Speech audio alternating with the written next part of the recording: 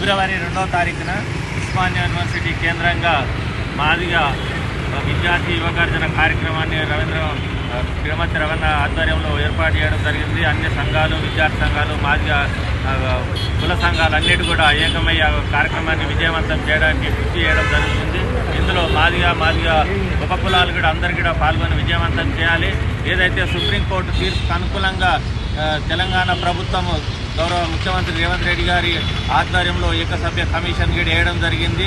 ఏకసభ్య commission గీడ వివిధ వర్గాల అభిప్రాయాలను తీసుకొని ఒక అడుగు ముందుకేస్తూ వర్గీకరణకు అమలు చేయడానికి చిత్తశుద్ధితో పనిచేయడం జరుగుతుంది. ఇటువంటి క్రమంలో ప్రతి ఒక్కరు కూడా ముఖ్యమంత్రి రేవంత్ రెడ్డి గారికి మద్దతు తెలియజేస్తూ ఈ వర్గీకరణ అంశాన్ని అమలుపరిచే రీతిగా ప్రతి ఒక్కరు కృషి చేయాలని, దాంట్లో భాగంగానే ఫిబ్రవరి 2వ తారీఖున జరిగే విద్యార్థి యువకార్జనకు పెద్ద ఎత్తున తరలి వచ్చి విజయవంతం చేయాలని మాదిగ సమాజానికి ఉపకులాలకు అందరికీ సవినయంగా మనవి చేయడం జరుగుతుంది. జై మాదిగ.